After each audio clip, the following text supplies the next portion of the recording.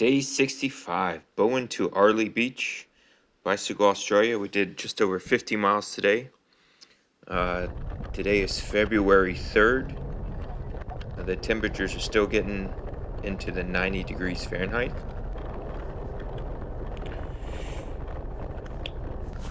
But we left a little after 7. And it was a nice shoulder for a couple miles. And I went and stopped and saw the big mango. But then it was a couple miles of construction.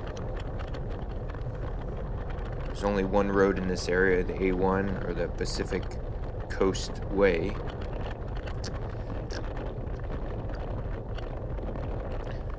But I slept pretty well last night, even though I went to bed late. I really didn't want to get out of bed. I wanted to just stay and sleep. For some reason, my legs were a little stiff this morning, and we've already knocked out 20 miles. See how easy 20 miles is to ride? So there was a petrol station 20 miles outside of Bowen, so I'd stop and purchase a drink because I didn't quite get enough last night in the rush before the supermarket was closing.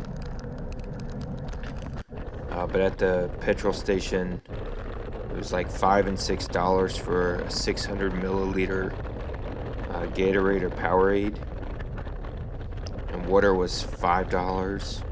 So I thought that milk would be cheaper, and it ended up being $5 for 2 liters of whole milk. So I'd grab 2 liters of whole milk and drink it. I'm already turning off the main road here. And we had a pretty nice shoulder all the way up until we turned off, and we're turning again. So Airlie Beach is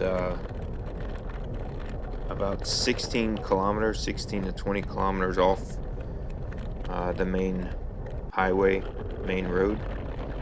I'll have to backtrack at least 10 kilometers. And here we are already on the outskirts of town, and you see there's really no bike lane at all. So just across this intersection, it widens.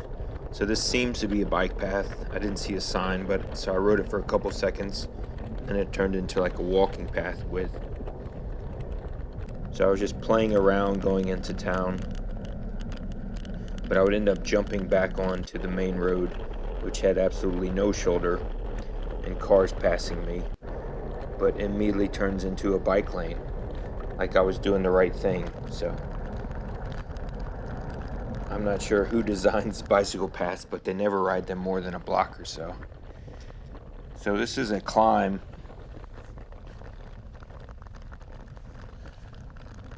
The only serious climb we've had today. But once I got into town, just a little after 11 o'clock, I would stop at the information center, and I booked a boat trip for tomorrow. Today's day 65, so we only have a 90-day visa, so I'm running out of time to get to Sydney, but we are going to take tomorrow off. It took me 2 different places to find a room to sleep tonight. We're almost to the top of this hill, and then we'll get to overlook the marina coming up.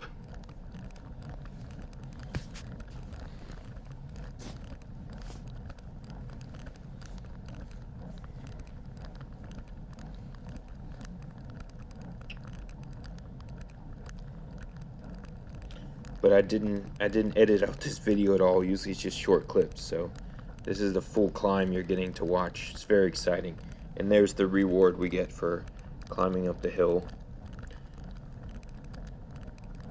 So we're almost to the top there, and we quickly descend into the marina, and I would just puddle around for an hour or two, just playing in the marina, looking at boats, trying to figure out what I was going to do to see Whitsundays.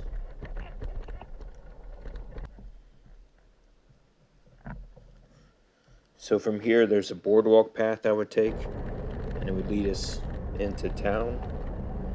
And I would stop by the information center.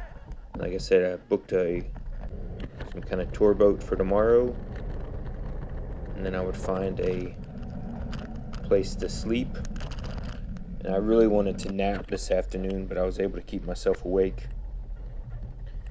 And I was able to get cereal, so I'm super excited. I've had cereal all afternoon.